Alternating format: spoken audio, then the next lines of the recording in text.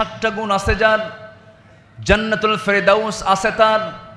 Number 1 হলো নামাজ, নামাজ দিয়ে শুরু, নামাজ দিয়ে শেষ। নাম্বার 1 হচ্ছে নামাজ। নাম্বার 2 হলো জিহবা, জিহবাকে সংযত রাখা, জিহবাকে কন্ট্রোলে রাখা, হারাম খাবার না খাওয়া, বাজে কোনো কথা না বলা, জিহবাকে সুন্দর করে বিশ্রাম দেওয়ার ব্যবস্থা করা, কথা খুব কম বলা। দেখবেন কিছু কিছু বাচ্চাদের কথা কমের পরিমাণ দেখে বাপ মা বিচলিত হয়ে যায়। বাপ মারা আমাদের কাছে প্রায় এসে বলে, হুজুর আল্লাহ আমার একটা সন্তান দিছি কিন্তু কথা খুবই কম বলে, প্রশ্ন 10টা করলে উত্তর একটা দেয়। আমি তখন মনে মনে বলি, সন্তান তো এটাই দরকার, কথা কম বলবে, তার মর্যাদা আল্লাহ পাক বাড়ায় দিবেন। কথা কম বলা বড় একটা যোগ্যতা। বেশি বললে বাচাল বলে, বেশি বললে কি বলে? বাচাল বলে। বাচালতা আল্লাহ পাক পছন্দ করেন না, কথা কম বলো। নিজের ব্যক্তিত্ব যদি বজায় রাখতে চাও, কথার ঘনত্ব কমাবে, কথা খুব কম বলবে, রিজার্ভ কথা বলবে, তোমার সম্মান দুনিয়াতেও বাড়ায় দিবেন তিনি। আমার চিল্লায় বলুন কে? আল্লাহ বাড়ায় দিবেন। অতি কথন বিপদের কারণ, অতি কথা মুসিবতের বিষয়। এই জন্য কথাকে আমরা সংযত করব। নাম্বার 1 হলো নামাজ, নাম্বার 2 হলো বাজে কথা বাদ দেওয়া, নাম্বার 3 হলো লজ্জাস্থানের হেফাজত করা, নাম্বার 4 হলো যাকাতটাকে ঠিক রাখা, নাম্বার 5 হলো আমানতদারিতা ঠিক রাখা, নাম্বার 6 হলো ওয়াদা ঠিক রাখা, নাম্বার 7 হলো নামাজের ব্যাপারে যত্নশীল হওয়া। আল্লাহ নিজে বলছেন, আমি তাকে জান্নাতুল ফেরদাউস তার হাতে তুলে দেব। একজন মানুষকে যদি আপনি উন্নত চরিত্রবান হিসেবে দেখতে চান, সর্বপ্রথম তার জিহ্বার দিকে তাকাবেন, তার চোখের দিকে তাকাবেন, তার কানের দিকে তাকাবেন। আল্লাহ রাব্বুল আলামিন বলছেন, ইন্নাস সামআ ওয়াল বাসারা ওয়াল ফুআদা কুল্লু উলাইকা কানা আনহু মাসউলা। শ্রবণ শক্তি, দৃষ্টি শক্তি, অন্তর শক্তি সব জিজ্ঞাসিত হবে আল্লাহর কাছে। এবং আল্লাহ নিজেও বলছেন, শোনো, 7টা গুণ অর্জন করো, আমি তোমাকে জান্নাতের চাবি তোমার হাতে তুলে দেব। আমি নিজে ওয়াদা করলাম। আল্লাহ রাব্বুল আলামিন 2 জায়গায় এই ব্যাপারে ওয়াজ করেছেন। এক জায়গায় বলছেন, আল্লাযীনা হুম ফী সালাতিহিম খাশিউন ওয়াল্লাযীনা হুম আনিল লাগবি মু'রিদুন ওয়াল্লাযীনা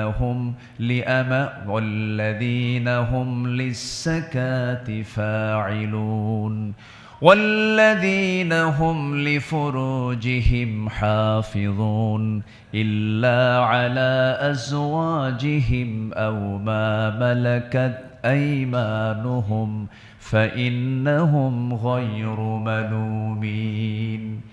এরপরে বলছেন, والذين هم لأماناتهم وعهدهم راعون والذين هم على صلواتهم يحافظون أولئك هم الوارثون الذين يرثون الفردوس هم فيها خالدون। জোরে বলুন আল্লাহু আকবার।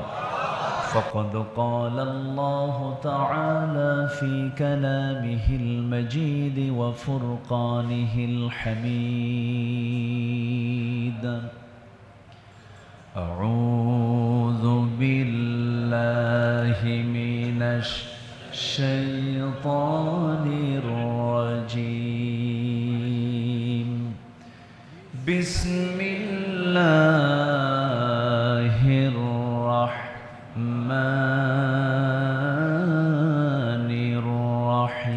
الرحيم، إن الله وملائكته يصلون على النبي يا أيها الذين آمنوا صلوا عليه وسلموا تسليما، اللهم صل على محمد وعلى آل محمد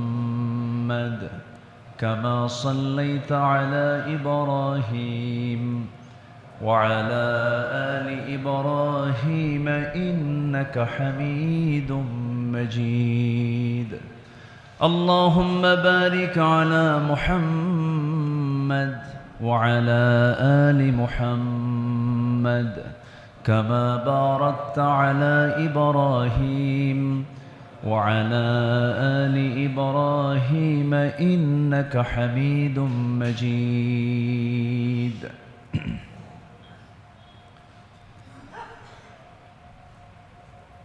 সম্মানিত মুসল্লিবৃন্দ, আসসালামু আলাইকুম ওয়া রাহমাতুল্লাহি ওয়া বারাকাতুহু।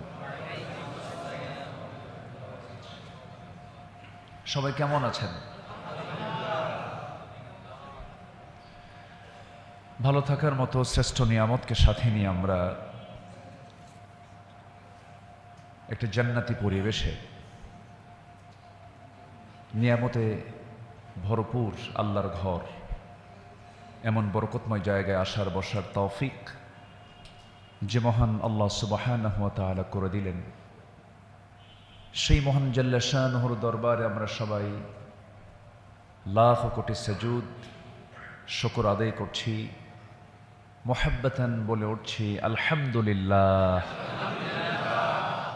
সবাই বলছি আল্লাহুম্মা ইন্নী আসআলুকা আল হুদা والتقى والعفاف والغنى সবাই বলুন اللهم لك أسلمت وبك آمنت وعليك توكلت وإليك أنبت وبك خاصمت। দরুদ পড়ছি প্রিয় নবীর শানে মুহাম্মদ সাল্লাল্লাহু আলাইহি ওয়াসাল্লাম। সম্মানিত মুসল্লিবৃন্দ, গত জুম্মায় আমরা কোরআন সুন্নাহর আলোকে বহুমুখী ফিতনার কবলে নাজাতপ্রাপ্ত বান্দার 12টা বৈশিষ্ট্য নিয়ে আলোচনা আমরা শুরু করেছিলাম। এর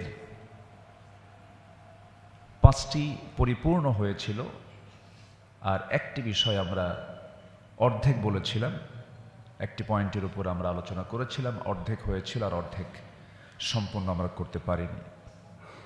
আজকে আমরা মোটামুটি এই যে সাবজেক্টকে সামনে রেখে কথা শুরু করেছিলাম, এটা আমরা সমাপ্তি টানার চেষ্টা করব আজকের খুতবার মধ্য দিয়ে ইনশাআল্লাহ। সম্মানিত উপস্থিতি, এই দুনিয়াটা আমাদের কারো কাছে খুব চাকচিক্যময়, এবং এই দুনিয়া সম্পর্কে অনেকের ধারণা এখানেই শুরু এখানেই শেষ। প্রথম বাংলাদেশ আমার, শেষ বাংলাদেশ, বলেন এরকম? আমরা এরকম ভাবি এটা, কিন্তু শেষ তো এখানে না। শেষ বলতে মূলত কিছু নাইও আমাদের। আমাদের শুরু হয়েছে, শেষের কোনো সুযোগ নেই, শুধু একটা ট্রান্সফার আমাদের এই দুনিয়া থেকে মৃত্যুর মধ্য দিয়ে আলামে বারজাখকে অতিক্রম করে আমরা আফটার লাইফ, পরবর্তী যে জীবন, এই জীবন আমরা পদার্পণ করব, আমরা ওই জীবনে চলে যাব। তাহলে আক্ষরিক অর্থে আমরা যদি বলতে যাই মানুষকে আসলে মরে না, দুনিয়া থেকে বিদায় হয়, এটা ঠিক আছে, কিন্তু আল্লাহ তাআলা তাকে আবার বলছেন আমি তোমাকে সুম্মা ইউহয়িকুম সুম্মা ইলাইহি তুরজাউন, তোমাকে আবার আমি জীবন দেব এবং আমার কাছে তুমি প্রত্যাবর্তিত হবে। তো প্রত্যাবর্তন যদি হয় তাহলে তো দুনিয়াতে আমরা দেখছি যে লাশটার ভিতরে ওই রূহটা নাই, নিথর দেহ। মিনহা খালাকনাকুম ওয়া ফিহা নুঈদুকুম ওয়া মিনহা নুখরিজুকুম তারাতান উখরা। যদি আমরা এটা আমাদের দেশে কবর মাটি দেওয়ার সময় এটা দোয়া বলে চালায় দিই, এটা কিন্তু শুধু দোয়া না, এটা কিন্তু একটা আয়াত, একটা তথ্য, কোরআনের একটা আয়াত। এটা মাটি থেকে সৃষ্টি করেছি, মাটিতেই তোমাকে ফিরে যেতে হবে এবং সেই মাটি থেকেই তোমাকে আবার আমি বের করে আনব। অর্থাৎ আমার আল্লাহর কাছে আমাকে ফিরে যেতে হবে। সম্মানিত হাজিরিন, আমাদের সবচেয়ে বড় আশার জায়গা হলো পরকাল। আমাদের সকল প্রাপ্তির জায়গা, প্রত্যাশার জায়গা, আশার জায়গা একটাই, সেটা কি ইহকাল না পরকাল? পরকাল।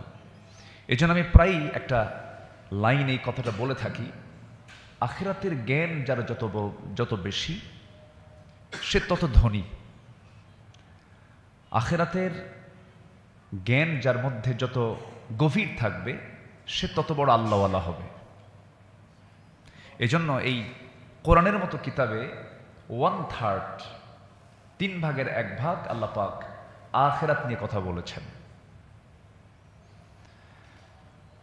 তো এই আখিরাতটা আমাদের সামনে শুধু স্পষ্ট বললে ভুল হবে, মহা সুস্পষ্ট। আখিরাত আমাদের সামনে একদম মহা স্পষ্ট সামনে আছে এবং সেই মহাদিন, সেই মহা একটা হাসরের দিন এবং সেই হাসরের দিন, বিচারের দিনের মালিক কিন্তু একজনই। কোরআনে কারীমের ধারাবাহিকতা অনুযায়ী সূরা ফাতিহার 3 নম্বর আয়াতে তিনি তার নিজের পরিচয় দিচ্ছেন, মালিক ইয়াউমিদ্দিন। বিচার দিবসের মালিক কে? তাহলে এটা কি ছোটখাটো কোনো পরিচয়? বিচার দিবসের মালিক, বিচার দিবসের বিচারক, আলাইসাল্লাহু বিআহকামিল হাকিমিন। বিচারকের তিনি বিচারক, তিনি বিচার করবেন এবং বিচারটা এত সূক্ষ্ম হবে যে ফামান ইয়ামাল মিসকালা যাররাতিন খায়রান ইয়ারাহ ওয়া মান ইয়ামাল মিসকালা যাররাতিন শাররান ইয়ারাহ। মিসকাল শব্দটা আসছে হলো যাররা শব্দটা সেই অংশকে বোঝায় যেটা খালি চোখে দেখা যায় না।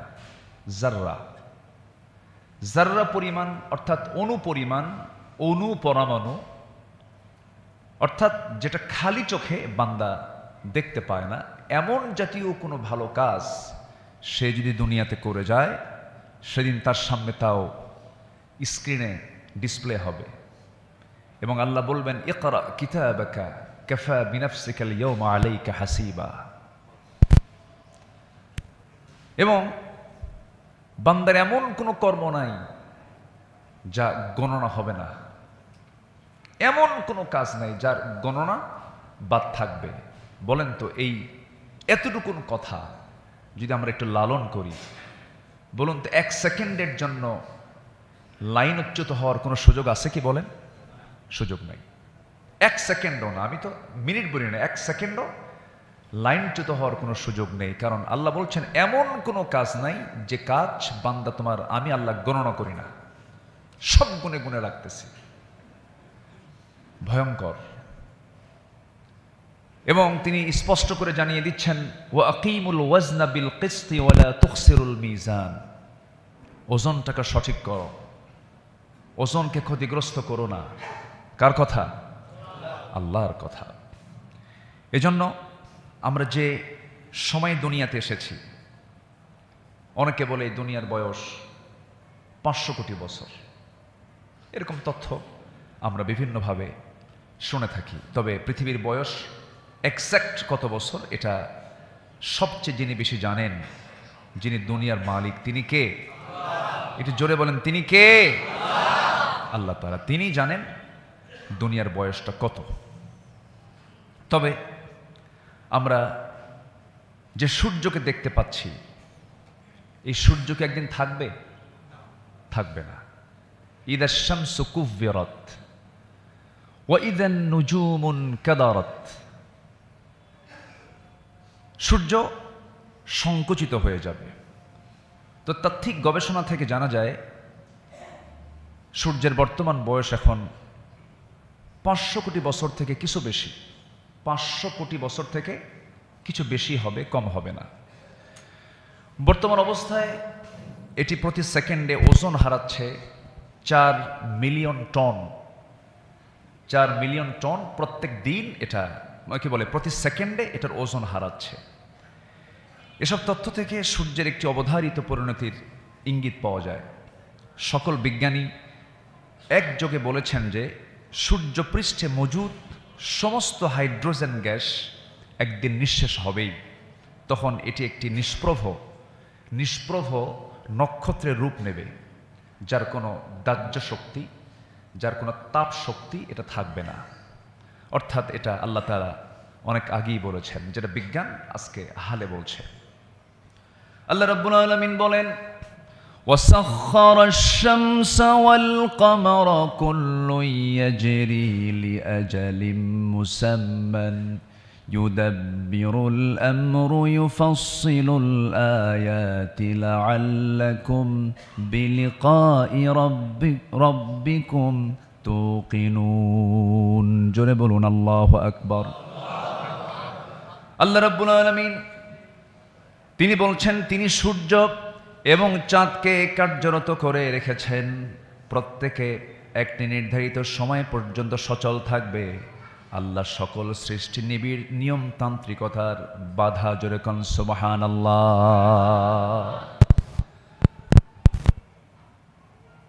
সূর্য হেরে যাবে, তার দাহ্য শক্তি থাকবে না। ইদা শামসু কুব্বিরাত, যেটা আমি কিছুক্ষণ আগে, সূর্য যখন নিষ্প্রভ হয়ে যাবে, সূর্য যখন তার পরিণত দশায় যখন উপনীত হবে, তখন সে স্ফীত হতে থাকবে, ছোট হতে থাকবে।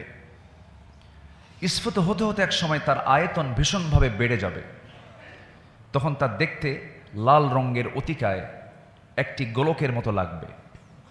জ্যোতির্বিজ্ঞানীগণ যার নামকরণ করেছেন রেড গিয়ান্ট, অর্থাৎ এ সম্পর্কে আল্লাহ তাআলা ১৫০০ বছর আগেই তিনি বলেছেন, ফাইদান শাক্কাতিস সামাউ ফাকানাত ওয়ারদাতান কাদ্দিহান, যখন আকাশ বিচূর্ণ হয়ে বিচ্ছিন্ন হয়ে যাবে, তখন সেটা রক্তরঞ্জিত চামড়ার মতো রূপ পরিগ্রহ করবে। সুবহানাল্লাহ বলবেন না?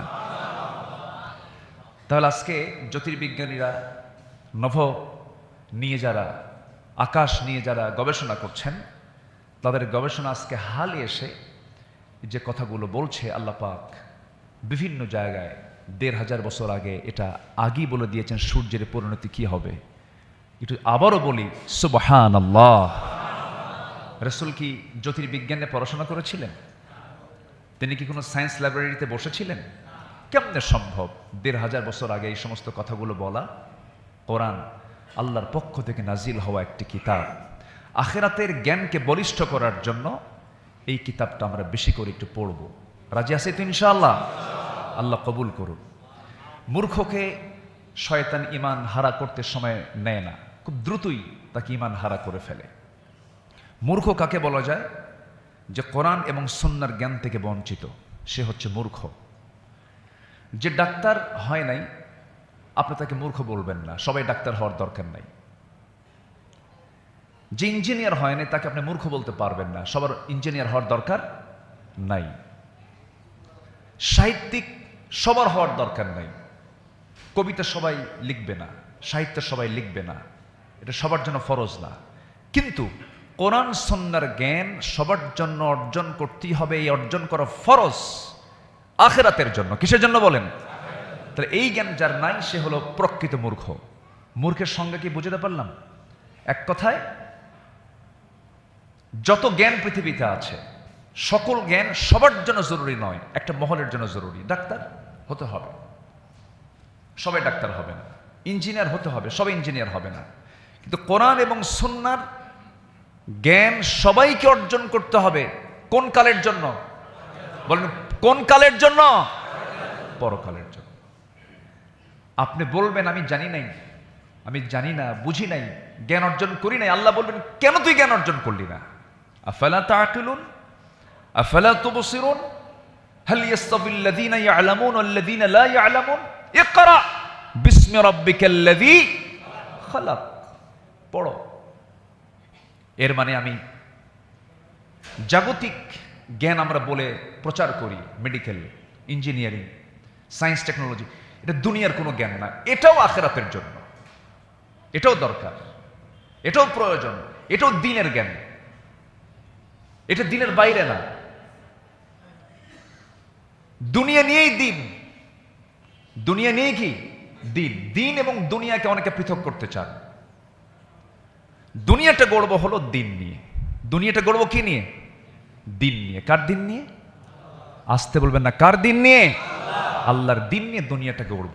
তাহলে আমাদের এই দুনিয়াটা আখিরাতের নাজাতের কারণ হয়ে যাবে। জোরে বলি ইনশাআল্লাহ। আমাদের গর্ব করার কি আছে ভাই? আমাদের গর্ব করার তো কিচ্ছু নেই। আমরা পৃথিবীতে এসেছি সবেগে নির্গত এক ফোঁটা পানি থেকে।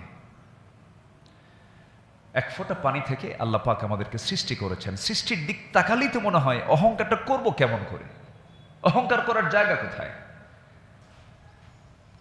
আল্লাহ পাক আমাকে সৃষ্টি, আমার সৃষ্টির শুরুটাই করেছেন হলো সবেগে নির্গত এক ফোঁটা পানি। সেখান থেকে আল্লাহ পাক এটাকে জমাট করেছেন। কত দয়া তার! জমাট করেছেন, গোশত করেছেন, চামড়া করেছেন। এই গোশতকে একটা স্ট্রাকচারে, একটা স্কেলিটন সেট করে হাড়ের উপর দিয়ে এটাকে গোশতের রূপ দিয়ে চামড়া দিয়ে প্যাকেট করেছেন। এটি জোরে বলি সুবহানাল্লাহ। পৃথিবীর কারো কি ক্ষমতা আছে ভাই? একমাত্র ক্ষমতা কার? পৃথিবীর সব ফ্যাক্টরিগুলো হলো আলোর ভিতরে প্রোডাকশন তৈরি হয়, আর আমার আপনার যে সৃষ্টি হয়েছে যে মার পেটের ভিতরে, সেটা কি আলোকিত জায়গা? বলেন, আলো না অন্ধকার? শুধু কি অন্ধকার না মহা অন্ধকার? মহা অন্ধকার। কিন্তু নিখুঁত করে চোখটা আঁকাবাঁকা করে দেননি, কানটা কম বেশি করে দেননি, নাকটা কত নিখুঁত করে দিয়েছেন, চুলগুলো কত সুন্দর মসৃণ করে দিয়েছেন। বইয়ের দিকে তাকায়া কি সুন্দর করে বলি, সখী তুমি কত সুন্দরী। কিন্তু সখী তুমি কত সুন্দরী এটা বলার আগে বলা লাগতো, আল্লাহ তুমি কত সুন্দর, তোমার সৃষ্টি কত সুন্দর করে বানিয়ে দিয়েছ। জোরে বলে সুবহানাল্লাহ। বইয়ের দিকে তাকায়া প্রশংসা করবেন, বইয়ের সুনাম করবেন। কিন্তু আজকে সমাজে বইয়ের সুনাম না করে অন্যের বইয়ের সুনাম করে। বলেন তো সংসারে শান্তি হবে? শান্তি হবে না। স্ত্রীর সামনে কখনো অন্য মহিলার কোনো গুণগান গাইতে নেই। আপনি অন্য মহিলার গুণগান গাইবেন তো সংসারে প্যাঁচ লেগে যাবে। আমার নবীজি খুব সাংসারিক মানুষ ছিলেন। সাংসারিক মানুষ ছিলেন মুহাম্মদ সাল্লাল্লাহু আলাইহি ওয়াসাল্লাম। তিনি কতটা পারিবারিক ছিলেন যে তার মৃত্যুটা হয়েছে সাহাবীদের মাঝে না পরিবারের মাঝে? বলেন। তিনি একজন বিশ্ব নেতা ছিলেন, বিশ্ব লিডার ছিলেন। তিনি ছিলেন রাহমাতুল লিল আলামিন, বিশ্ব নেতা, বিশ্ববাসীর জন্য রহমত। অথচ তার মৃত্যু হয়েছে কর্মীদের মাঝে না পরিবারের মাঝে? পরিবারের মাঝে। তিনি কত বড় পারিবারিক ব্যক্তিত্ব ছিলেন, পরিবারকে সময় দিতেন। স্ত্রীরা তার সার্টিফিকেট দিয়েছেন, সন্তানরা তার সার্টিফিকেট দিয়েছেন। তিনি কত উন্নত চরিত্র অধিকারী ছিলেন, তার পরিবাররা এটার প্রমাণ দিয়েছেন। তো আল্লাহ কত নিখুঁত করে আমাকে আপনাকে বানালেন। অবদানটা কারো নয়, আমার স্ত্রী সুন্দর, আল্লাহ পাক আমাকে সুন্দর করেছেন, সবাইকে সুন্দর করেছেন। সম্পূর্ণ অবদান যার, তিনি কে? একটু চিল্লায় বলুন তো আলহামদুলিল্লাহ। জোরে বলেন আলহামদুলিল্লাহ।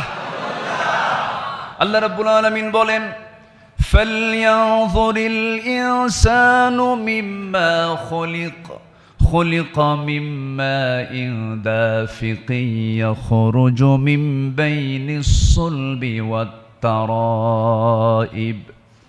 সুতরাং মানুষ কি ভেবে দেখে না কি থেকে তাকে সৃষ্টি করা হয়েছে, তাকে সৃজন করা হয়েছে সবেগে স্খলিত পানি থেকে, যা নির্গত হয় পুরুষের মেরুদণ্ড আর নারীর বক্ষ পিঞ্জরের মাঝ থেকে। জোরে বলি সুবহানাল্লাহ। সায়েন্টিফিক এক্সপ্লেনেশনে যদি আমরা যাই, বীর্য সাধারণত সেমিনাল ভেসিকলস টেস্টেস আর প্রস্টেটের তরল থেকে উৎপন্ন হয়। বেশিরভাগ নাস্তিক এবং ইসলাম বিদ্বেষীরা এই আয়াতটিকে নিয়ে সর্বপ্রথম একটু তার অপব্যাখ্যা করার চেষ্টা করেছিল। এটা কেমন করে সম্ভব, এটা কোরআন কি এটা বলে ফেলল। তারা স্পার্মের বীর্যের উৎপত্তি নিয়ে ভুল তথ্য দিয়েছিল, নাউজুবিল্লাহ, যা সম্পূর্ণ একটা মিথ্যা ধারণা। আয়াতটির দিকে আমরা যদি লক্ষ্য করি তাহলে সেখানে আল্লাহ তাআলা বলেছেন ইয়াখরুজু মিন বাইনিস সুলবি ওয়াত তারাইব। ইয়াখরুজু দিয়ে আল্লাহ তাআলা বোঝাচ্ছেন হলো উৎপন্ন হওয়া নয়, ইয়াখরুজু মানে হলো বের হওয়া, নির্গত হওয়া। আখরাজা ইয়াখরুজু, খরাজা ইয়াখরুজু অর্থাৎ বের হয়ে যাওয়া, বের করে দেওয়া। ইয়াখরুজু মিন বাইনিস সুলবি ওয়াত তারাইব, যা নির্গত হয়, যা বের হয় সুলব এবং তারাইব থেকে। তাহলে আমরা নিশ্চিতভাবে এটা বলতে পারি আল্লাহ তাআলা এখানে উৎপন্ন বা প্রস্তুতের কথা বলেননি, তিনি বলেছেন নির্গত হওয়ার কথা। নাস্তিক চক্র একটা মহল কিয়ামত পর্যন্ত থাকবে কোরআনের ভুল ধরতে, ইসলামকে ভুল ব্যাখ্যা করতে, কিন্তু অনেক নাস্তিকও আস্তিক হয়ে কালিমার অমীয় সুদা পান করেছেন। এরকম বহু নাস্তিকের ইতিহাস পৃথিবীতে আছে না নাই বলেন তো? আচ্ছা, ডক্টর মরিস বুখাইলি বাইবেল, কোরআন এবং বিজ্ঞান একটা বই লিখেছেন। তেই একটু তুলনামূলক তথ্য রিসার্চ করতে গিয়ে উনি আর পারলেন না। উনি বললেন আমি আর পারলাম না, আমি আসলাম ভুল ধরতে আর কোরআন দিল আমার জীবনের ভুল ধরে। ডক্টর মরিস বুখাইলি তিনি কালিমা পড়ে মুসলমান হয়েছে। আমাদের স্টাডি বাড়াতে হবে। জান্নাত শুধু আমাদের এরকম বললে হবে না আল্লাহ আমারে মাফ করে দাও। জান্নাত পেতে হলে একটু গবেষণা করতে হবে, জেনে বুঝে আমল করতে হবে, একটু স্টাডির পরিমাণটা বাড়াতে হবে। আমাদের ইমানকে ধ্বংস করার জন্য বিভিন্ন পদ্ধতি, পথ এখন প্রস্তুত। এর মাঝেই আমাকে ইমান টিকিয়ে রাখতে হবে। আমরা এমন সমাজে বসবাস করছি, গার্লফ্রেন্ড থাকলে সমস্যা নাই, বউ থাকলে সমস্যা। আসতে কোন কেন? গার্লফ্রেন্ড গোটা 10 আছে, কোনো সমস্যা নাই। এটা কে? জিএফ। এটা কে? বিএফ। এটা বিএফ, এটা GF, there is no problem. এটা কে? ওয়াইফ। ভালো না। আজকে বউ থাকলে সমস্যা, কিন্তু গার্লফ্রেন্ড থাকলে কোনো সমস্যা নাই। এবং গর্বের সঙ্গে বুক উঁচু করে বলে এটা আমার গার্লফ্রেন্ড।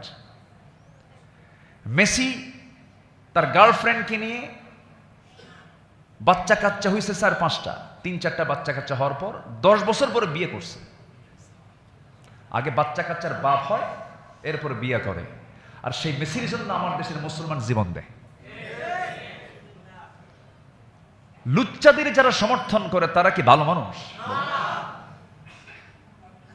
এরকম করে আরেকজন ওই যারা ওই টাইপের, ওদের তো সংস্কৃতির, ওদের সংস্কৃতির সাথে আমাদের সংস্কৃতি কোনোদিন মিলতে পারে?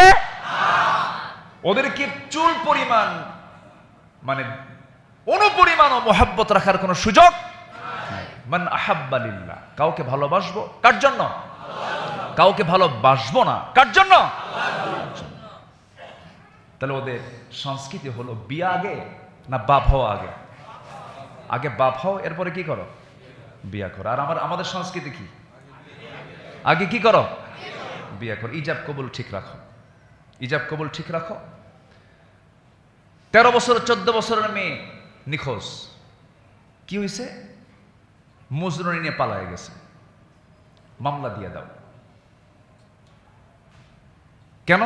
বিয়ে হবে না, 18 বছর পূর্ণ হতে হবে, এরপরে বিয়ে হবে। চিন্তা করে দেখুন, আবার 20 বছর বয়সে একটা মেয়ে চলে গেছে পুরুষের সাথে, সমস্যা নাই তো, এটা উভয়ের ভিতরে তো সমঝোতা আছে। বড় জোর হলে 100 টাকা জরিমানা। কত টাকা জরিমানা? 100 টাকা জরিমানা। আমরা এই সমাজে আজকে বসবাস করছি। এই বহুবিধ ফিতনার মাঝে আমার আপনার ইমানকে ঠিক রাখার জন্য আমাকে কিছু পরামর্শ গ্রহণ করতে হবে, কারো থেকে নয়। যিনি আমার চোখের মালিক, যিনি আমার কানের মালিক, হাতের মালিক, পায়ের মালিক, যিনি বানিয়েছেন আমাকে, তিনি কে? আল্লাহ তাআলা। আসুন, সময় তো খুব অল্প, অল্প সময়ের মাঝ থেকেই কিছু কথা আমি আজকে শেষ করে দিচ্ছি। আমরা 12টি পয়েন্টের প্রথম পয়েন্ট আমরা শিখেছিলাম গত সপ্তাহে, বিশুদ্ধ তাওহীদের উপর অবিচল থাকা। নাম্বার 2 হচ্ছে ইখলাস। নাম্বার 3 হচ্ছে অত্যাধিক সেজদাকারী। নাম্বার 4 হলো কোরআনের সাথে জীবন্ত সম্পর্ক গড়ে তোলা। নাম্বার 5 হলো গোপনে প্রকাশ্যে আল্লাহকে ভয় করা। গোপনেও ভয় করা, প্রকাশ্য ভয় করা। গোপনে একরকম, প্রকাশ্য আরেক রকম, এটা হওয়া যাবে না। আল্লাহকে ভয় করতে হবে যিনি গোপনেরও মালিক, যিনি প্রকাশ্যের মালিক, হুয়াল আউয়ালু ওয়াল আখিরু ওয়াল যাহিরু ওয়াল বাতিন, তিনি বাতেন, তিনি জাহের। অতএব আমরা ভয় করব সেই রবকে যিনি গোপনও জানেন, প্রকাশ্যও জানেন। এই জন্য ভয়টাও থাকতে হবে গোপনেও প্রকাশ্যেও। নাম্বার 6 হলো তওবা এবং ইস্তেগফার। তওবা যার আছে, ক্ষমা তার আছে। আত-তাইবু মিনাজ যামবি কামান লা যামবা লাহ, যার তওবা কবুল হয় তার বিগত জীবনে কোনো গুনাহ থাকে না। তাহলে আমরা কি সবাই তওবা করতে রাজি আছি তো ইনশাআল্লাহ? তওবার হুকুমটা কার? আল্লাহ তাআলা। ইস্তাগফিরু রাব্বাকুম, আল্লাহর ইস্তেগফার করো, এটাও তোমাকে করতে হবে। এটা জীবনের অবিচ্ছেদ্য একটা সঙ্গী বানাতে হবে। অবিচ্ছেদ্য সঙ্গী হলো তওবা ইস্তেগফার, সব সময়ের জন্যই। সময় হলেই আমরা তওবা ইস্তেগফার পড়ে নেব ঘন ঘন, জোরে বলি ইনশাআল্লাহ। নাম্বার 7 হচ্ছে সবর ও তাওয়াক্কুল, ধৈর্য এবং ভরসা। ধৈর্য আনবো এবং ভরসা রাখবো কার উপরে? ইমানদারের জীবনের সবচেয়ে বড় সাহস হচ্ছে, শক্তি হচ্ছে বান্দা আল্লাহর উপরে ভরসা করবে। বান্দা কার উপরে ভরসা করবে? আল্লাহর উপরে ভরসা করবে। আল্লাহ ছাড়া সে কাউকে ভরসা রাখবে না। সে একমাত্র আল্লাহকেই ভরসা স্থল মনে করবে। আল্লাহকে ছাড়া কাউকে সে ভরসার জন্য চুল পরিমাণ আস্থা আনবে না। আল্লাহ রাব্বুল আলামিন বলেন, ওয়ামান ইয়াতাওয়াক্কাল আলাল্লাহি ফাহুয়া হাসবুহ। আর এই জায়গায় বলছেন তোমরা আল্লাহর কাছে, তোমরা আমার কাছে তাওয়াক্কুল করো। ইন্নাল্লাহা ইউহিব্বুল মুতাওয়াক্কিলিন, যে বান্দা আমার প্রতি ভরসা রাখে সেই মুতাওয়াক্কিলদেরকে আমি আল্লাহ দারুণ ভালোবাসি। জোরে বলি সুবহানাল্লাহ। মানুষ যে কথাই উচ্চারণ করে তা লিপিবদ্ধ করার জন্য একজন প্রহরী অবশ্যই উপস্থিত থেকে থাকে সর্বক্ষণ। প্রত্যেকটা কথা, প্রত্যেকটা লাইন, প্রত্যেকটা শব্দ উচ্চারণ যিনি রেকর্ড করেন ফেরেশতা দিয়া, তিনি আমার চিল্লায় বলুন কে? সব রেকর্ড হয়ে যায়। এই জন্য কথাকে আমরা নিয়ন্ত্রণের মধ্যে নিয়ে আসার চেষ্টা করব। সাইয়েদনা আবু বকর সিদ্দিক রাদিয়াল্লাহু তাআলা আনহু একদিন কথা বলতে নিয়ে ওনার হাতটা মুখের মধ্যে ঢুকায় দিলেন। ঢুকায় দিয়ে জিহ্বা আগে টান মেরে বের করলেন। বের করার পরে আবার জিহ্বাটা ভিতরে ঢুকায় দিয়ে বলেন, জানো এই জিহ্বাটা খুব স্পর্শকাতর মানুষের জীবনের জন্য। এই জিহ্বা বহুবার আমার মানুষকে বিপদের মুখোমুখি করে দেয়। এই জন্য এই জিহ্বার ব্যাপারে তোমরা সবাই সচেতন থাকবে। ইমানদার প্রত্যেকটা কথা বলার আগে ভাববে 1000 বার, বলবে একবার। ভাববে 1000 বার, বলবে কয়বার? একবার। কিন্তু আমার দেশে কথা কম হয় না বেশি হয়? কথা কম হয় না আমল কম হয়? আমল কম হয়, কথা বেশি হয়। কিন্তু আল্লাহ কোনটা চান? লিমা তাকুলুনা মা লা তাফআলুন, তুমি যা করো না তা বলো কেন? আমাদের আমল কম, কথা বেশি। আল্লাহ চান কথা কম, আমল বেশি। আমলটা বেশি করো। তুমি যদি আমলওয়ালা হয়ে যাও তখন তোমার মুখ থেকে বেফাস কোনো কথা বের হবে না। একজন মানুষকে যদি আপনি উন্নত চরিত্রবান হিসেবে দেখতে চান, সর্বপ্রথম তার জিহ্বার দিকে তাকাবেন, তার চোখের দিকে তাকাবেন, তার কানের দিকে তাকাবেন। আল্লাহ রাব্বুল আলামিন বলছেন, ইন্নাস সামআ ওয়াল বাসারা ওয়াল ফুআদা কুল্লু উলাইকা কানা আনহু মাসউলা। শ্রবণ শক্তি, দৃষ্টি শক্তি, অন্তর শক্তি সব জিজ্ঞাসিত হবে আল্লাহর কাছে। এবং আল্লাহ নিজেও বলছেন, শোনো 7টা গুণ অর্জন করো, আমি তোমাকে জান্নাতের চাবি তোমার হাতে তুলে দেব। আমি নিজে ওয়াদা করলাম। আল্লাহ রাব্বুল আলামিন 2 জায়গায় এই ব্যাপারে ওয়াজ করেছেন। এক জায়গায় বলছেন, আল্লাযীনা হুম ফি সালাতিহিম খাশিউন ওয়াল্লাযীনা হুম আনিল লাগভি মু'রিদুন والذين هم للزكاة فاعلون والذين هم لفروجهم حافظون إلا على أزواجهم أو ما ملكت أيمانهم فإنهم غير ملومين। এরপরে বলছেন, والذين هم لأماناتهم وعهدهم راعون والذين هم على صلواتهم يحافظون أولئك هم الوارثون الذين يرثون الفردوس هم فيها খালিদুন। জোরে বলুন আল্লাহু আকবার। 7টা গুণ আছে যার, জান্নাতুল ফেরদাউস আছে তার। নাম্বার 1 হলো নামাজ, নামাজ দিয়ে শুরু, নামাজ দিয়ে শেষ। নাম্বার 1 হচ্ছে নামাজ। নাম্বার 2 হলো জিহবা, জিহবাকে সংযত রাখা, জিহবাকে কন্ট্রোলে রাখা, হারাম খাবার না খাওয়া, বাজে কোনো কথা না বলা, জিহবাকে সুন্দর করে বিশ্রাম দেওয়ার ব্যবস্থা করা, কথা খুব কম বলা। দেখবেন কিছু কিছু বাচ্চাদের কথা কমের পরিমাণ দেখে বাপ মা বিচলিত হয়ে যায়। বাপ মারা আমাদের কাছে প্রায় এসে বলে, হুজুর আল্লাহ আমার একটা সন্তান দিছি কিন্তু কথা খুবই কম বলে, প্রশ্ন 10টা করলে উত্তর একটা দেয়। আমি তখন মনে মনে বলি, সন্তান তো এটাই দরকার, কথা কম বলবে, তার মর্যাদা আল্লাহ পাক বাড়ায় দিবেন। কথা কম বলা বড় একটা যোগ্যতা। বেশি বললে বাচাল বলে, বেশি বললে কি বলে? বাচাল বলে। বাচালতা আল্লাহ পাক পছন্দ করেন না, কথা কম বলো। নিজের ব্যক্তিত্ব যদি বজায় রাখতে চাও, কথার ঘনত্ব কমাবে, কথা খুব কম বলবে, রিজার্ভ কথা বলবে, তোমার সম্মান দুনিয়াতেও বাড়ায় দিবেন তিনি। আমার চিল্লায় বলুন কে? আল্লাহ বাড়ায় দিবেন। অতি কথন বিপদের কারণ, অতি কথা মুসিবতের বিষয়। এই জন্য কথাকে আমরা সংযত করব। নাম্বার 1 হলো নামাজ, নাম্বার 2 হলো বাজে কথা বাদ দেওয়া, নাম্বার 3 হলো লজ্জাস্থানের হেফাজত করা, নাম্বার 4 হলো যাকাতটাকে ঠিক রাখা, নাম্বার 5 হলো আমানতদারিতা ঠিক রাখা, নাম্বার 6 হলো ওয়াদা ঠিক রাখা, নাম্বার 7 হলো নামাজের ব্যাপারে যত্নশীল হওয়া। আল্লাহ নিজে বলছেন, আমি তাকে জান্নাতুল ফেরদাউস তার হাতে তুলে দেব। কার কথা? নাম্বার 9 হলো, আমার সিরিয়াল অনুযায়ী আলোচনার পয়েন্টে এখানেও আমানতদারিতার কথা এসেছে, আমানতদারিতা এবং সততা।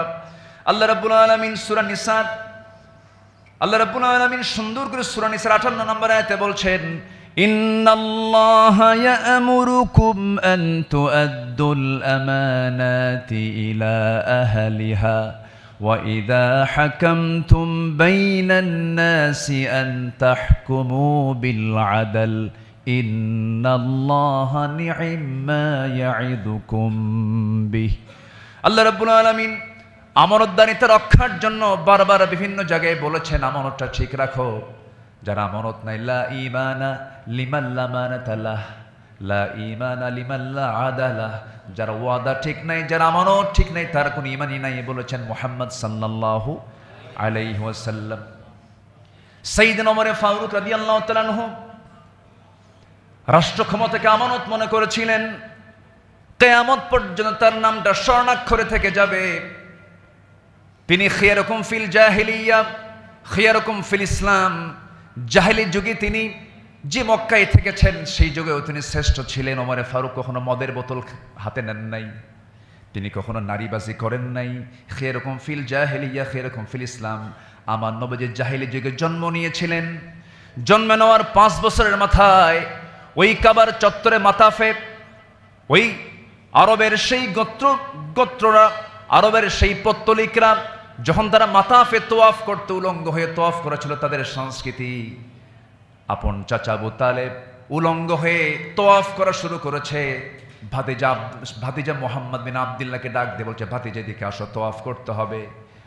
তিনি বলে ফেলেন, ভাতিজা তোয়াফ করার নিয়ম হলো উলঙ্গ হওয়া, উলঙ্গ হও। লুঙ্গির গিটায় হাত দিয়েছেন, লুঙ্গি খুলবেন, কিন্তু এতটুকু লজ্জা তার মধ্যে কাজ করলো যে কেমন করে আমি এতগুলো লোকের সামনে উলঙ্গ হব, কেমনে? অজ্ঞান হয়ে পড়ে গেলেন। তাকে উলঙ্গ হতে আল্লাহ পাক দেন নাই, তিনিও উলঙ্গ হন নাই।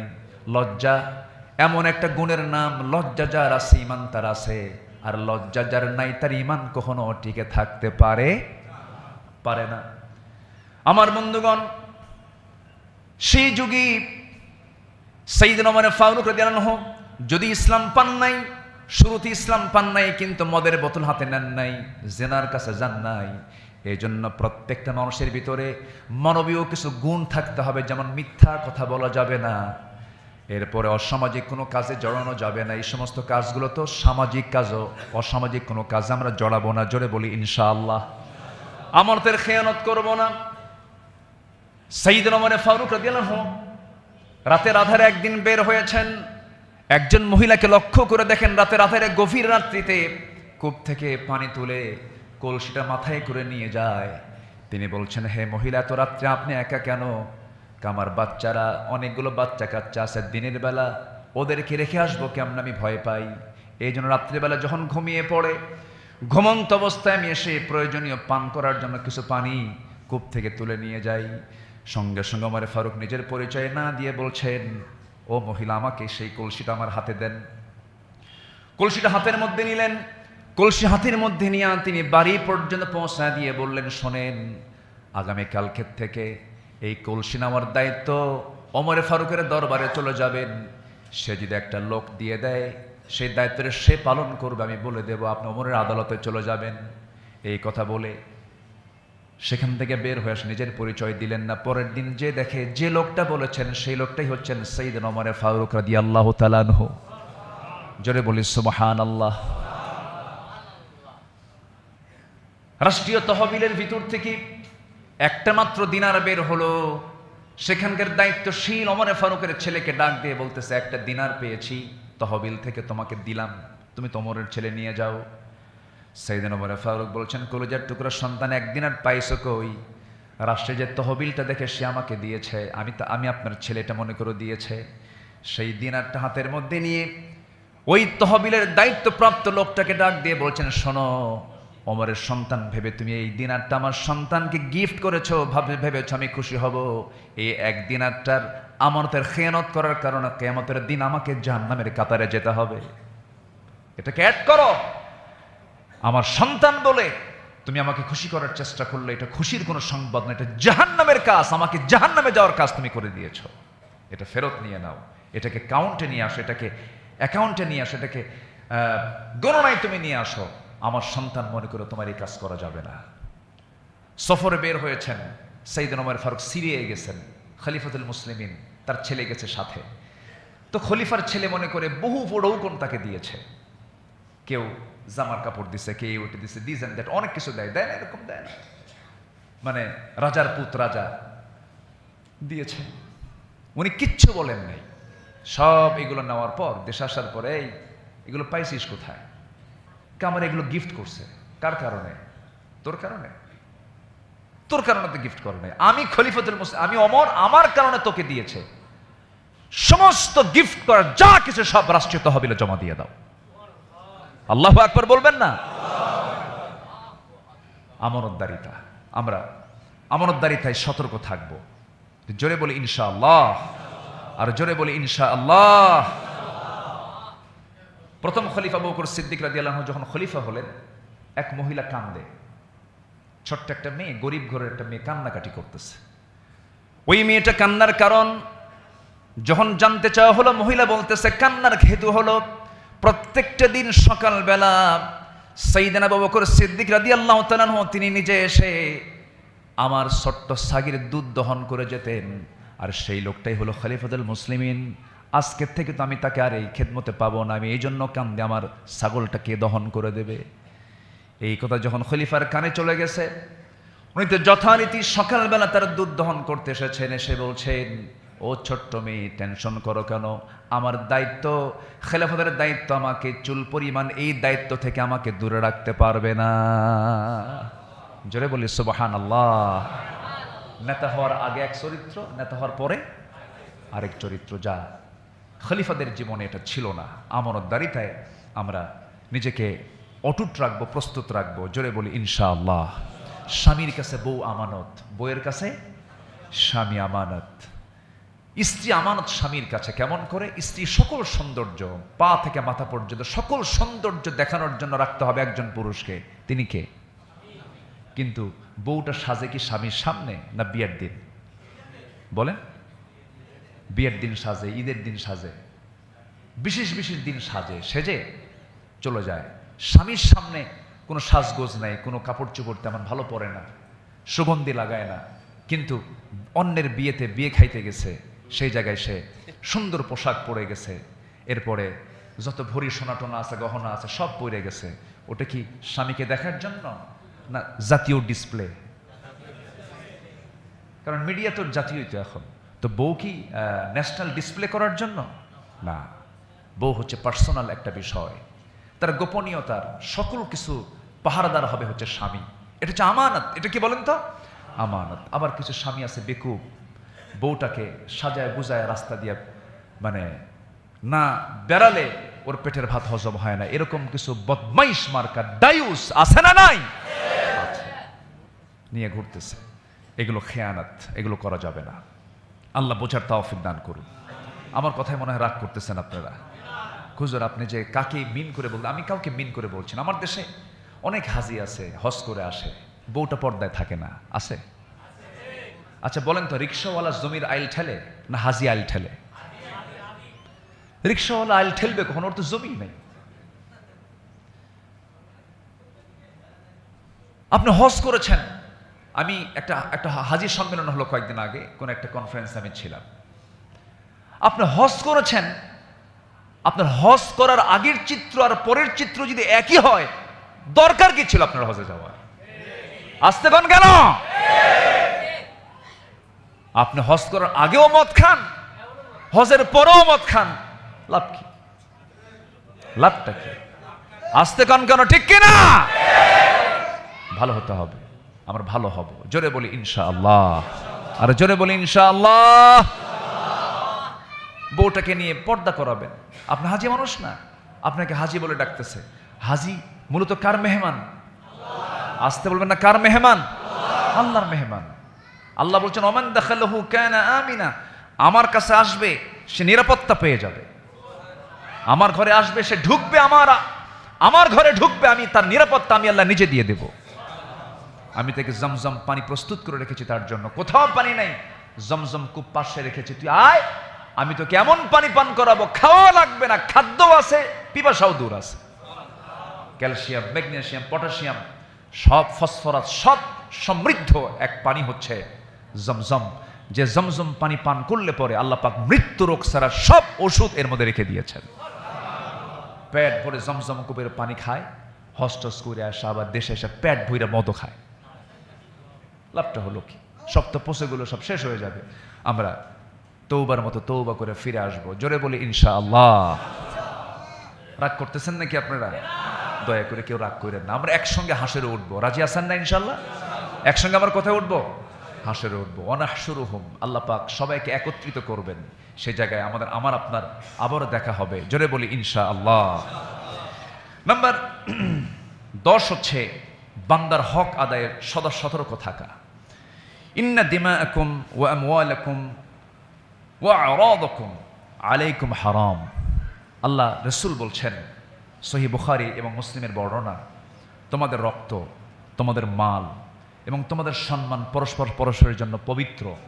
এটার কোনো সম্মানহানি, জীবনহানি, সম্পদহানি, হানিকর কোনো আচরণ তোমরা করতে পারবা না। কারো সম্মানে তুমি আঘাত দিবা না, কারো চরিত্রে কলঙ্ক লেপন করার চেষ্টা করবা না। কোনো কিছু গোপনীয় হয়ে আছে তুমি গোপন করবা। মান সাতারা মুসলিমান সাতারাহুল্লাহু ইয়াউমাল কিয়ামা। যে ব্যক্তি একটা মুসলমানের দোষকে গোপন করবে, আল্লাহ পাক কিয়ামতের দিন তার দোষকে গোপন করবেন। এটা ব্যক্তিগত বিষয়টা বলা হয়েছে। আমরা এই বিষয়টা অবশ্যই খেয়াল রাখার চেষ্টা করব এবং এটার প্র্যাকটিস হচ্ছে মূলত রোজার মাসেই এটার মূলত প্র্যাকটিসটা আমরা অব্যাহত রাখার। গতকালকে আমি একজন রোজাদারকে খাওয়ালাম।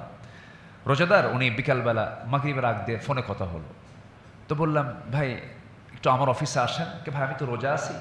কি বার? গতকালকে কি ছিল? রোজার দিন না? রোজার দিন। সোমবার কিসের দিন? রোজার দিন রেখেছেন মুহাম্মদ সাল্লাল্লাহু।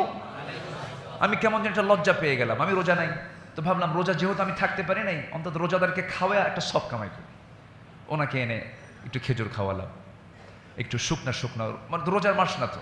নিয়ে বললাম, ভাই আপনিও রোজার সব তো আপনি পাইছেন, আমি খাওয়াইয়া দিয়ে যদি সওয়াব পাই। ক্বালা তুতঈমুত তুআম ওয়া তুকরিউস সালাম আলা মান আরাফতা ওয়া মান লাম তারিফ।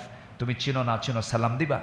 ছোট বড় কাউকে ভেদাভেদ ভাববা না। দাড়ি পাকা কাঁচা পাকা, এরপর ছোট বড় এগুলো উঁচু নিচু কোনো ভেদাভেদ নাই। শিক্ষক ছাত্র এগুলো কোনো বিষয় না। আগে সালাম দিবা, সব আগে বেশি নিয়ে নিবা।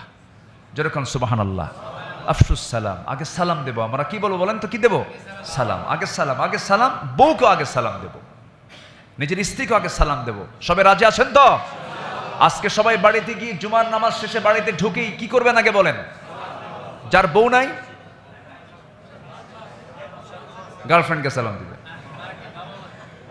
বাবা আছে, মা আছে, মাকে সালাম দিবে। সবাই রাজি আছেন না ইনশাআল্লাহ? তাহলে বাড়িতে ঢুকি আজকে সবার স্ত্রীর উপর আজকে প্র্যাকটিস হবে। ছেলে মেয়েদেরকেও, স্ত্রীকে বিশেষ করে, স্ত্রীকে সালাম দিতে অনেকে লজ্জা পায়, কি বউকে আবার সালাম দেওয়া লাগে? দেখছেন, এটা বলে সালাম দেবো আমরা। সবাই রাজি আছেন কিনা ইনশাআল্লাহ? এখন বুড়া চাচা কিছু রাজি হয়ে গেছেন, সারা জীবন তো সালাম দেন নাই। এখন বাড়িতে গিয়ে যদি হঠাৎ করে সালাম দেন, আসসালামু আলাইকুম, কাঞ্চনের মা ভাক্কা শুরু করছো না, হয়তো এরকম একটা কিছু বলবে, হয়তো এরকম একটা কিছু বলবে, এক বেলা বললো না দুই বেলা বললো, কিন্তু ওই যে শুরু করলেন আপনি, দেখবেন যে এটা একটা রসম, একটা রেওয়াজ হয়ে গেছে, দেখবেন যে একটা সিস্টেম হয়ে গেছে, দেখবেন যে উল্টা সে আবার আপনাকে সালাম দেবে দরজা খোলা মাত্রই, আসসালামু আলাইকুম। তো এই সালামটা দিলে পরে যত রাগারাগি আছে সংসার জীবনে, দাম্পত্যময় জীবনে যত কলহ আছে, এটা কলহ দূর করার একটাই ওষুধ, বউ আপনার দারুণ রাগ, একটা মুস্কি হাসি মারবেন, আসসালামু আলাইকুম, দেখবেন ও হাসতে বাধ্য। বলি আলহামদুলিল্লাহ। মনে হয় আমার কথায় বেজার হচ্ছেন আপনারা নাকি? সংসার জীবনে কলহ থাকলে হার্ট স্ট্রোক করে, হার্ট স্ট্রোক যেন না হয় ওষুধ কিছু দিয়ে দিলাম, এটা আমল করব আমরা, আল্লাহ কবুল করুন। আচ্ছা, নাম্বার 11 হচ্ছে পরিবারকে জান্নাতমুখী করে গড়ে তোলা। পরিবারকে আমরা কি মুখী করব বলেন তো? জান্নাতমুখী করব। আমরা একসঙ্গে জান্নাতে যেতে চাই, আমরা একসঙ্গে জান্নাতের বাজার করতে চাই, প্রায় প্রায় এই কথাটা বলি, জান্নাতের নিয়ামত খেতে চাই। ওয়াহুরুন আইন ওয়াফাকিহাতুম মিম্মা ইয়াতাখায়্যারুন ওয়া লাহমি তায়রিন মিম্মা ইয়াশতাহুন ওয়াহুরুন আইন কামসালিল লুলুইল মাকনুন। আল্লাহ পাক এমন ধরনের সকল নিয়ামত জান্নাতের উপভোগ করার তৌফিক সবাইকে দান করুন। তাহলে পরিবারকে আমরা নেব কি নেব না বলেন? পরিবারকে সাথে নেব। সূরা তাহরীম 6 নম্বর আয়াত আল্লাহ রাব্বুল আলামিন সুন্দর করে বলছেন, ইয়া আইয়ুহাল্লাযীনা আমানু কু আনফুসাকুম ওয়া আহলিকুম নারা। তোমরা নিজে বাঁচো, তোমার পরিবারকে জাহান্নাম থেকে বাঁচাও। বাড়িতে বাড়িতে দর্শ প্রচলন করো, হাদিসের প্রচলন করো, দার্সে হাদিস চালাও চালাও চালাও। আধা ঘন্টা 1 ঘন্টা করে খাবারের টেবিলে বসে খাবার শেষ হওয়ার আগে অথবা খাবার শুরু করার আগে, খাবার শেষের পরে একটা হাদিস নিয়ে বসো, সুন্দর করে দর্শ দিয়ে দাও।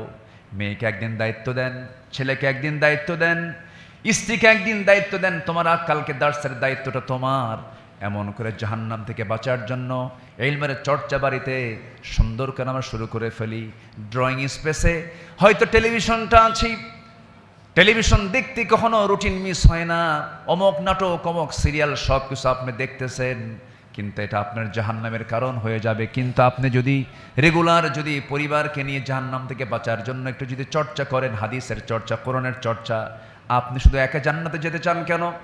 কিন্তু তা না করে আজকের এই ফেসবুক ইউটিউবের যুগে, ইনস্টাগ্রামের যুগে দেখবেন অনেক পরিবার আছে, গত সপ্তাহে মনে বলেছি অনেক পরিবার আছে ফ্যামিলি ব্লগ করে। ফ্যামিলি কি করে?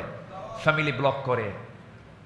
অর্ধলগ্ন ছবিগুলো তারা বিভিন্ন ফেসবুকে, ইউটিউবে এগুলো চালায়া দেয়। জি ভাই আসেন, চালায়া দেয়। তো এটা ঠিক না। এটা মানে আপনার তো ব্যক্তিত্ব আছে, আপনার ঘরের বিষয়গুলোকে আপনি বাইরে কেন ওপেন করবেন? আপনার পরিবার তো রক্ষণ করার, এটাকে টিকে রাখার দায়িত্ব আপনার। আপনি গার্ডিয়ান, আপনাকে অবশ্যই এ ব্যাপারে সতর্ক থাকতে হবে। পরিবারকে জান্নাতমুখী করে গড়ে তোলার দায়িত্ব পরিবারের যিনি মূল কর্তা তার। নাম্বার 12 হচ্ছে উত্তম পরিণতির জন্য, উত্তম আশ্রয়স্থলের জন্য ইস্তেকামাত থাকা এবং মৃত্যুর প্রস্তুতি নিয়ে রাখা। এর ব্যাপারে আজকে লম্বা সময় আমি আর দিতে পারলাম না, একটা আয়াত বলি, আমি শেষের দিকে যাচ্ছি। আল্লাহ রাব্বুল আলামিন বলেন, ইন্নাল্লাযীনা ক্বালু রাব্বুনাল্লাহু সুম্মা ইসতাকামু তাতানাজ্জালু আলাইহিমুল মালায়েকা আল্লা তাখাফু ওয়া লা তাহজানু ওয়া আবশিরু বিল জান্নাতিল্লাতী কুনতুম তুআদুন। জোরে বলুন আল্লাহু আকবার।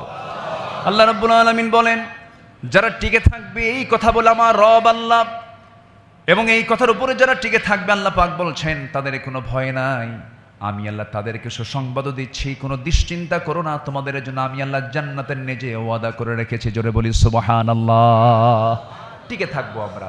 এই টিকে থাকা নিয়ে দেখি আমরা আগামী সময়ে যদি কখনো সময় পাই আমরা বলার চেষ্টা করব। জোরে বলি ইনশাআল্লাহ।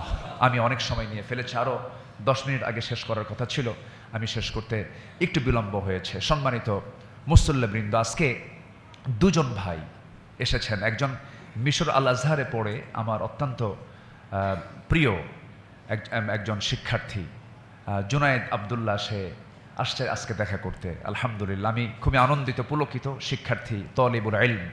আরেকজন ভাই আমার কাতার প্রবাসী, আমার অত্যন্ত কাছের। আমি কাতারে গেলে তার সঙ্গে আমি মানে দেখা না করলে এটা আমার মানে খুব জরুরি হয়ে পড়ে দেখা পড়াটা। তো সে ভাইটা এসেছেন আজকে আমাদের এখানে। আমরা মানে আমি ব্যক্তিগতভাবে খুবই খুশি হয়েছি উনি এসেছেন। আমাদের মতিন পাটোয়ারি ভাই, আসেন সামনে, আসেন, বসেন, সামনে আসেন। জি, উনি কত বছর আপনি কাতারে? 44 বছর, বেশি না, মাত্র 44 বছর ধরে উনি কাতারে আছেন। তো সবাই দোয়া করেন আমার মতিন পাটোয়ারি ভাইয়ের জন্য। উনি ওখানেই মানে তার গোটা জীবনটা ওখানেই পাড়ি দিয়েছেন। আমার খুব আমি ওনার ভক্ত, উনি আমার খুব ভক্ত, আলহামদুলিল্লাহ। জুনায়েদ আবদুল্লাহ মিশর আল আজহারে পড়ে, আসো এখানে সামনে আসো। ও আল আজহার ইউনিভার্সিটিতে পড়ে, আমার প্রচণ্ড ভক্ত, আমাকে সে খুব ফলো করে, বলে যে হুজুর আমি আপনার মতো হতে চাই। আমি বললাম আমি তো ছোট, তুমি আমার চেয়ে অনেক বড় হয়ে যাবে ইনশাআল্লাহ।